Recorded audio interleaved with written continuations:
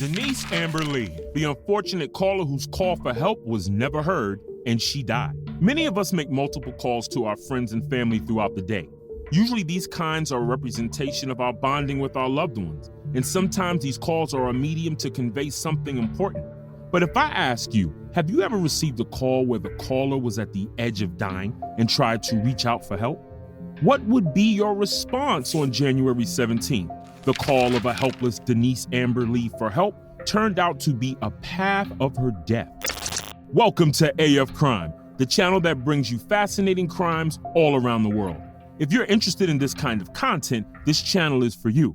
Make sure to like this video, click on the subscribe button, and turn on the notification bell to keep you updated on our recent uploads. Now, let's get right into the video and investigate more about Denise Amber Lee's brutal murder, which left a lot of questions on the 911 dispatch system across America.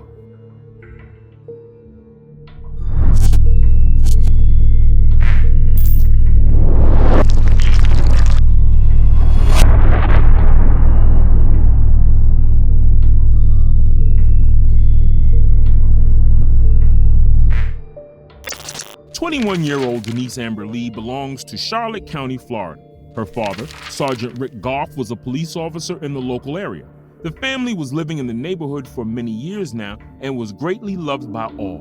When Denise became 18, she married her longtime boyfriend, Nathan Lee. Nathan was a very caring person and loved Denise dearly.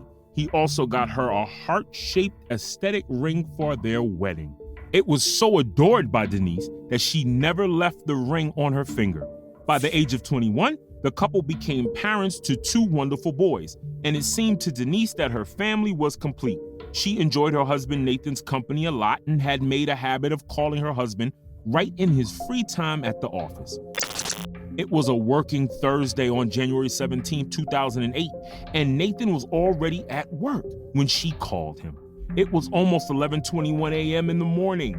Nathan loved to listen to whatever Denise had to say, so they exchanged pleasantries. Afterwards, Denise discussed with Nathan the pleasant weather outside. As Denise was calling her husband, their children were sleeping peacefully in the crib. Denise told Nathan that she wanted to open the window of the house to get a fine air experience. At this, Nathan agreed with her point that opening up the windows will give them enough sunlight to experience. So they ended the call on a good note. Thinking of the fact that now Denise will be opening the windows, Nathan put an end to the call. By the time Nathan returned to the house at 3:30 p.m., he was surprised to see that the windows, which according to Denise were open, didn't stay open any longer. To his surprise, he started calling for Denise in the house, but no voice welcomed him, and he found that even the children were there in the crib and Denise was nowhere to be found.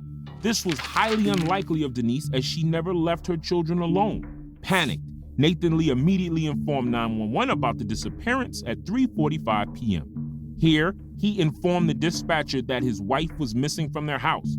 He informed this right after finding out from a neighbor that a dark green colored vehicle was seen driving away from the parking of Nathan's house at 2 p.m. The neighbor also described it as an odd-looking man driving the car. It hinted that something was not right because even Denise's parents didn't used to drive that kind of car. Soon, a search mission began after the information provided by Nathan. This odd-looking guy, as described by the neighbor, was Michael King, who was a plumber by profession. He was a bizarre guy in his late 30s. He was known for his aggressive nature and had also left several jobs in the past due to his cold attitude. King was keeping eyes silently on Denise for a long time now, and right when he got the opportunity to abduct her, he did, and took her to his home.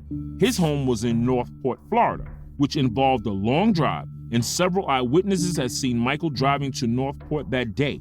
In the house, things became graver when he took Denise to a strange rape room. There, he had assimilated a lot of stuff like duct tape and ropes to tie Denise. After tying her up, he raped her and took her to his cousin's house. By now, one thing was clear to Denise. Michael was not going to release her, but her life was in danger. Upon reaching Harold Muxlow's house, Michael demanded a few items from Muxlow, including a shovel, a gas can, and a flashlight. Perceiving the imminent threat, Denise was finally able to take out King's phone from the car seat where King was out of the car to grab those things. Denise immediately called 911. It was 6:14 p.m., and Denise's call was soon dispatched. Upon hearing the operator's voice, Denise could not control herself. She was in a very miserable state of mind. So after hearing the operator, she started crying. She told the operator that she wanted to be at home and wanted to see her kids again. Rather than understanding her emergency, the operator started counter-questioning her. Though poor Denise was not in a state to answer all of them, she told the operator that she was abducted. It was evident that Denise was very afraid, and she was pleading with the operator to help her. Right after Michael's arrest, when this call was run in the court as a piece of evidence, it was found that she had said please almost 17 times throughout her call. So no one could understand the feelings she was having at that point, but the operator remained absolutely normal and asked her about her locator. Denise had no idea about the location, though she gave a certain imagery of the area. Soon, Michael arrived back in the car. Obviously, it was too late for Denise to save her life. Soon, Michael drove out of the locality and reached a stoplight, where this time, another eyewitness found out about the abduction. Jane Kowalski, whose car was in the vicinity of Michael's, heard some shrieks. She described the shrieks as full of immense pain, so she got the idea that there was a child abduction going on in the car.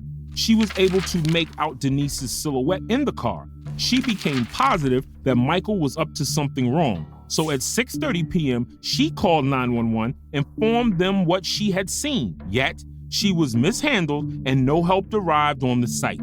One account later proved that almost 5 calls were made to 911, but neither the operators understood the graveness nor the police arrived on time. Eventually, Denise was killed by Michael and buried in a shallow grave.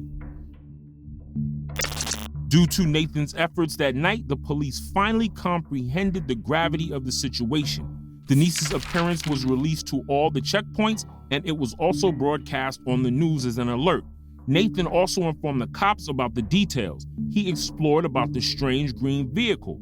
During this time, Michael's cousin Harold Moxlow had told everything to his daughter, who took no further time but informed the police about it urgently. Though it was selfishness on Harold's end that he had seen Denise in Michael's car and had provided Michael with the tools of murder, but didn't do anything in his capacity to help her. However, with the help of collective efforts, Michael was eventually arrested at 9:15 p.m., but it was too late, for he had already killed Denise. It was evident that Denise had tried her best to save herself from this fate, but the operators kept on mishandling and confusing multiple witnesses who called that day, including Denise herself. Michael's trial, entitled State of Florida versus Michael L., began on the 24th of August 2009. Dino Economou was presiding over the jury, and one by one, all the evidence was unraveled before the jury. In the beginning, the defense tried to divert the course in a different direction by using official statements of Michael's illness from his family members. Many of the family members claimed that Michael was mentally unstable due to a past injury of the head. However, this claim was ignored by the jury. Later on, the defense attorney also adopted the narrative that he had not done anything, but was the work by Michael's cohorts. In light of the evidence available, it was crystal clear for the jury to ascertain that Michael was the actual perpetrator. The biggest evidence was Denise's own call, which she had done to 911 right before dying. In the call, she had told the operator that she didn't know her abductor and had seen him for the first time ever. The jury declared Michael guilty of abduction, felony, sexual assault, and first-degree murder. In light of the offenses, a death sentence was recommended for Michael by a unanimous agreement of all 12 members of the jury on September 4, 2009. He was then taken to Union Correctional Institution in Rayford, Florida, where he is still awaiting his death sentence. On April 24, 2008, the Denise Amber Lee Act was passed by the Florida legislature due to Denise's family's effort.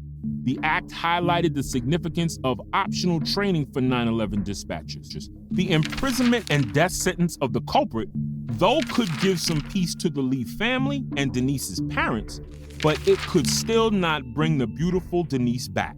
So, Denise's husband Nathan and father, Sergeant Rick, started the prestigious Denise Amber Lee Foundation, which was established in June 2008 after the Denise Amber Lee Act was passed, as it is evident from the case that Denise could be saved if only the dispatcher had interpreted her in a better sense and had better training in handling such types of emergency situations. So, the chief goal of the Denise Amber Lee Foundation is to seek out measures through which nationwide 911 dispatchers could be trained well right before they start their service so that no other woman or child had to go through what Denise had gone. As the act passed by the Florida legislature only influences upon the choice of dispatchers training. So, Denise's family believes that their mission is still not accomplished because they want an act which makes the dispatcher's training not a mere choice, but a mandatory condition of operation. Though years have passed,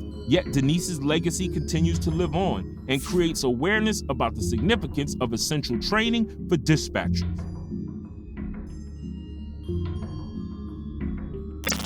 Well, that's all from today's case. Tell us what you think about this in the comments. Also, if you feel that this case was an intriguing one, like this video and share it with your friends. Also, subscribe to our AF Crime channel for finding more shocking tales around the world. And if you have any criminal case that you'd like me to investigate, share it in the comment section below.